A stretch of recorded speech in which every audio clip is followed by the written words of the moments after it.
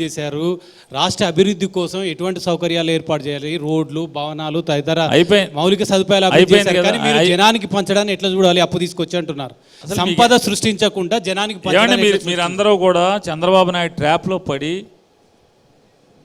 జగన్మోహన్ రెడ్డి గారిని వ్యతిరేకించే మీడియా ట్రాప్లో పడి, ఆ అద్దాలతోనే మీరందరూ కూడా, అంటే మీ మనసు నిండా సార్ మీరు ఎక్స్ప్లెయిన్ చేయండి సార్. మీ ప్రశ్నలు ఉండాల్సిన అవసరం అలా కాదుగా. మీరు చెప్పండి. కోట్ల మంది చూస్తున్నప్పుడు, మీరు చెప్పండి. కోట్ల మంది చూస్తున్నప్పుడు మీ నోట్లోంచి, మీరు విఘ్నులు, మీరు ఒక విలేకరి, చాలా అనుభవం గడించారు, ఈ సమాజం కోసం ఎంతో కొంత మేలు చేయాలని పనిచేస్తున్నటువంటి మీలాంటి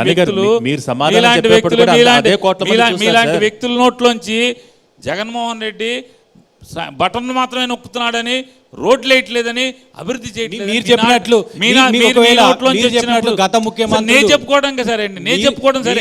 మీలాంటి విఘ్నుల నోట్లోంచి వచ్చినప్పుడు మరి అది మేము సరి చేసుకోవాల్సిన మరి అప్పుడు మేము అనాలి, అప్పుడు అందుకే చెప్పాల్సి వస్తుంది. మీరు వారు ఏదైతే మసిపూసి మమ్మల్ని చెడుగా చూపించాలని ప్రయత్నం చేస్తున్నారో అది కూడా, అది మీరు ఆ ఇంప్రెషన్లోకి వెళ్ళిపోతున్నారండి. అది కాదు అని చెప్తున్నాను. మీరు గత ముఖ్యమంత్రులు అప్పులు చేసినట్టుగానే ఈ ముఖ్యమంత్రి కూడా అదే చేస్తున్నారా? ఏం చేస్తున్నారో మీరు ఎక్స్ప్లెయిన్ చేయమని అడుగుతున్నాం మేము. నేను ప్రజల్లో ఉన్న విమర్శ, మీరేం చెప్తారో చెప్పండి. ప్రజల్లో విమర్శ ఏం లేదు, ప్రజలు హ్యాపీగా ఉన్నారు, ప్రజలంతా కూడా కరెక్ట్గానే ఉన్నారు. ప్రజల్లో ఏం లేదు, ప్రజల్లో జగన్మోహన్ రెడ్డి గారి పట్ల చెడు అభిప్రాయం, ఏమీ చేయట్లేదు అనేటువంటి అభిప్రాయం ఏమీ లేదు. మీరు ఒకటే చెప్తున్నాను, మీరు ఇది మాట్లాడుతున్నారు. మా రాష్ట్ర ప్రభుత్వం, జగన్మోహన్ రెడ్డి గారి ప్రభుత్వం 4 చక్రాల మీద నడుస్తుంది. కానీ మీరు ఎంతసేపు మీరందరూ కూడా సంక్షేమం ఒక చక్రం మీదే నడుస్తున్నారు. అభివృద్ధి, సంక్షేమం 2 చక్రాలు అయితే, విద్య, వైద్యం, విద్యారంగం, వైద్య రంగం మరొక 2 చక్రాలు మా రాష్ట్రానికి, ప్రభుత్వానికి. ఈ 4 చక్రాల మీద జగన్మోహన్ రెడ్డి గారి ప్రభుత్వం రాష్ట్రాన్ని నడుపుతుంది. మీరు అభివృద్ధి గురించి మాట్లాడుతున్నారు. మీరు ఇష్టం వచ్చినటువంటి గ్రామం పదండి వెళ్దాం. ఏ గ్రామంలో సిమెంట్ రోడ్లు ఈ 5 ఏళ్లలో వేయలేదు, ఏ గ్రామంలో మౌలిక సదుపాయాలు కల్పన చేయలేదు. అలాగే దాదాపుగా 12 నుంచి 13,000 కోట్ల రూపాయలతో సిమెంట్ రోడ్ల నిర్మాణం జరిగింది. 6,000 కోట్ల రూపాయలతో సచివాలయాల నిర్మాణం జరిగింది. ఆంధ్రప్రదేశ్ రాష్ట్రం ఏర్పడిన దగ్గర నుంచి, లేదా భారతదేశానికి స్వాతంత్రం వచ్చిన దగ్గర నుంచి పంచాయతీలుగా ఉన్నటువంటి అనేక గ్రామాల్లో పంచాయతీ బిల్డింగ్ కూడా లేనటువంటి పరిస్థితులను ఈరోజుకి మనం చూస్తాం ఈ దశాబ్దాల చరిత్రలో. కానీ జగన్మోహన్ రెడ్డి గారు ఎక్కినటువంటి ఈ 5 సంవత్సరాల కాలంలో సచివాలయ బిల్డింగ్లు, సర్పంచ్ కూర్చుంటాకి అధికారులు, ప్రతి గ్రామానికి 10 మంది ఉద్యోగస్తుల్ని, ప్రభుత్వ ఉద్యోగస్తుల్ని, ప్రతి పౌరుడు ఆ ఊరు పొలిమేర దాటకుండా పనులు చేసుకునేదానికి, మండల కేంద్రానికి కూడా వెళ్లకుండా ఆ ఊరు పొలిమేర దాటకుండా పనులు చేసుకుంటాకి సచివాలయ వ్యవస్థను ఏర్పాటు చేసి సచివాలయం బిల్డింగ్లు కట్టడం, కార్యాలయం నిర్మాణం, అలాగే రైతు భరోసా కేంద్రం నిర్మాణం, ఆరోగ్య కేంద్రం. ఈ రోజుకి ఎన్నో గ్రామాల్లో సబ్ సెంటర్లు లేవు, ప్రాథమిక ఆరోగ్య కేంద్రాలు లేవు జగన్ ఎక్కే వరకు.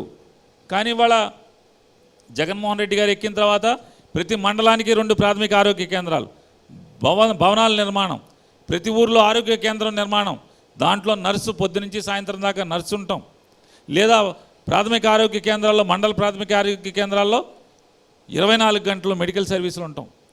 అది 5 బెడ్సో లేకపోతే 10 బెడ్సో ఇన్పేషెంట్గా హాస్పిటల్గా ఉంచటం, డెలివరీలు అవ్వటం, ఫ్యామిలీ డాక్టర్ సిస్టమ్ తీసుకురావటం. అలాగే 17 మెడికల్ కాలేజీల నిర్మాణం. జగన్మోహన్ రెడ్డి గారు ఎక్కగానే చూశాడు, ఎంత జీతం పెంచుతా ఉన్నా ప్రభుత్వ హాస్పిటల్లో డాక్టర్లు దొరకట్లేదు. డాక్టర్లు ఎందుకు దొరకట్లేదంటే డాక్టర్ల షార్టేజ్ ఉంది. ఇన్నాళ్ళు డాక్టర్ల షార్టేజ్ ఉండటం ఏంటి, వ్యవస్థ ఏంటి అని చెప్పి ఆలోచన చేసి 17 కాలేజీల నిర్మాణం చేయాలి. 17 అంటే సుమారుగా 10,000 కోట్ల రూపాయలు ఖర్చు పెట్టి, ఒక 5 ఏళ్లలో 10,000 కోట్ల రూపాయలు ఖర్చు పెట్టి 17 మెడికల్ కాలేజీ నిర్మాణం చేస్తూ 5 మెడికల్ కాలేజీ ఎప్పటికి ఓపెన్ అయినాయి. ఈ సంవత్సరం అంటే రేపు జూన్ మాసం వచ్చే నెలలో మరొక 5 మెడికల్ కాలేజీ ఓపెన్ అవుతున్నాయి. మరి ఆ పై వచ్చే సంవత్సరం మరొక 7 మెడికల్ కాలేజీ ఓపెన్ అవుతున్నాయి. అంటే దగ్గర 2,500 మంది కొత్తగా డాక్టర్లు తయారవటం, తద్వారా వ్యవస్థకు మేలు జరగటం. మరి ఇన్నేళ్ళు ఎంతమంది ముఖ్యమంత్రులు, చంద్రబాబు నాయుడు గారు 14 ఏళ్ళు ముఖ్యమంత్రి చేశాయని చెప్తాడు. ఎన్ని ప్రభుత్వ మెడికల్ కాలేజీలు నిర్మాణం చేశాడు? ఒక్క మెడికల్ కాలేజీ ఏమైనా నిర్మాణం చేశారైనా? చేయలేదు. అదొకటే కాదు, ఇవాళ 960 కిలోమీటర్ల తీర ప్రాంతం ఉంటే ఆ తీర ప్రాంతం మొత్తంలో భారతదేశంలో మత్స్య సంపదను ఎగుమతి చేయడంలో విదేశీ మారకద్రవ్యం వచ్చే దాంట్లో ప్రధాన భూమికి పోషించేటువంటి ఆక్వా ఎక్స్పోర్ట్లో ఆంధ్రప్రదేశ్ రాష్ట్రం నెంబర్ 1. అటువంటి ఆంధ్రప్రదేశ్ నెంబర్గా ఉన్న ఆంధ్రప్రదేశ్ రాష్ట్రంలో సముద్ర తీర ప్రాంతంలో మౌలిక సదుపాయాలు లేదా మత్స్య సంపదని పెద్ద ఎత్తున పట్టటానికి, పట్టిన దాన్ని ఎక్స్పోర్ట్ చేయటానికి ఎక్కడన్నా ఫిషింగ్ హార్బర్లు నిర్మాణం చేశారా? కొత్తగా సీమౌత్ని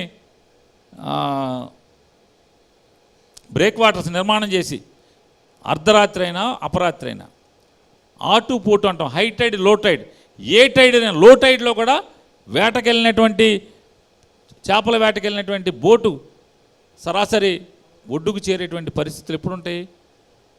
ఫిషింగ్ హార్బర్ నిర్మాణం చేసి, బ్రేక్ వాటర్స్ నిర్మాణం చేసి అలా చేస్తే మాత్రమే.